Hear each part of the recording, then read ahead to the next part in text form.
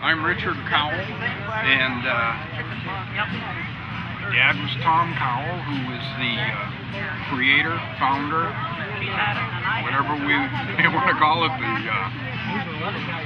spirit, the thought behind the Cowell Boats.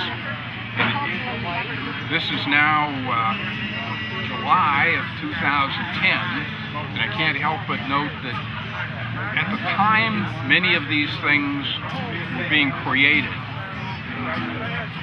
really nobody gave any thought to it having any significance into the future. Now we know a little better. Nobody really knows, for instance, how many boats were made.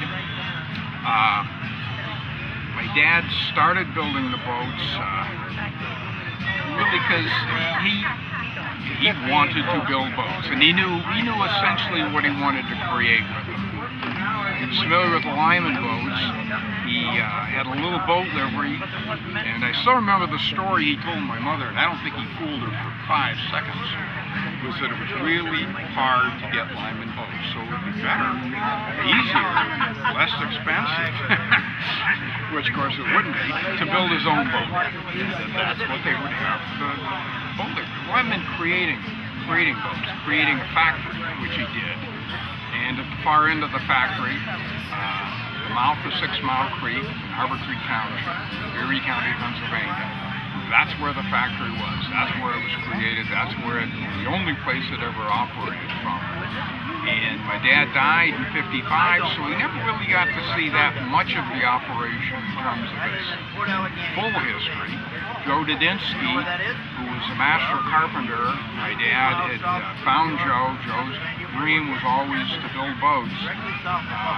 Joe was a true gentleman, great fella, and a real craftsman. So Joe was the foreman. My dad would come up with all kinds of ideas of how they'd want to do it. And you got to remember, this was not a high-tech operation in the sense in which we would use that term today. They would decide, let's do it a little differently this time. It might be a styling thing. It might be something to do with the seaworthiness of the boat. My dad knew a great deal about that. That's another story. Reaching back to his youth and using boats in adverse conditions, shall we say. So he knew a lot about that. His great love was to build the boats. So he did. We don't know really how many totally were built. I believe the records are there. I don't think they're lost. I don't think it's a matter of them having never been created. But I'll find them, and if I do, Dave Canali will be probably the first person to know about it.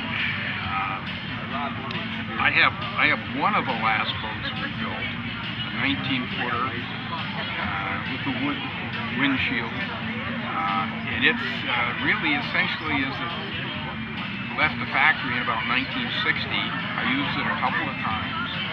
Never really did get my kids to be too interested in doing that on their own, which in the long run might be a good thing. So it's essentially as it was, with just a few hours use on it. Big Mercury engine, which by today's standards, you look at it, so it's got to be a 200 horsepower engine. It wasn't, It was just big. It was a great engine. This boat sat in a barn 50 years, and I really think the bat came down on help preserve it. But I've moved it into another building now, and Dave has convinced me that I must restore it, which I shall do, but it's really not in that bad a shape, so it may not take that much. But it's a lot of fun. It's interesting meeting some great people who have come to discover these boats, and I've gotten to see some of the fellows who, though a little older than I am, really their first jobs out of high school. People like Ronnie Smith, Ray Scott, who worked at the factory, and the little tidbits of things they remember about the history, about the building itself, the personalities. It was always a small crew that was working, but the building itself is essentially gone now. It's torn it down large part just this past summer, but it's more than the footprint is there. It's easy to find at the mouth of 6 Mile. But where it sits during the winters would build up with ice, with snow. Lake Erie can be very harsh. And when the spring would come, the creek would fill up with chunk ice, sheet ice, and it would build and build, and then eventually it would just break with a good thaw, particularly if there was a good rain behind it. And as that water would come down the creek, there was a little high area behind the factory, sitting to the south of it.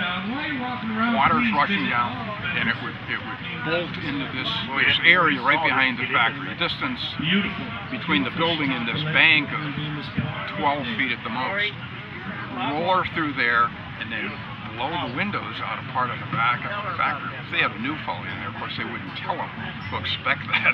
So you had the lake in front of them, and the water just not running in, blowing in through these windows. And of course everybody thought that was great fun.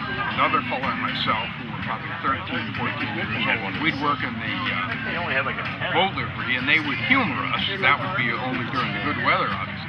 They'd humor us and let us come back and work in the factory a little bit. But it was largely to see how much we could do with a push broom. Nothing significant. But at one point there was a huge Hermance planer that would be used to take these big oak planks and take them down a bit. So they let us work that in. And it took both of us just to keep this thing level. So as you put it into the planer, you had to keep it level, otherwise it would start bouncing. We had no dental plan that would have covered the results of that. But you could just kind of tell they'd all stop and watch us, and I don't think it was entirely for our safety, but for their amusement. We never got hurt. We were aware we were under the gun. So lots of stories, lots of good times, which at the time, as I say, you didn't know were going to become significant in the history of these boats.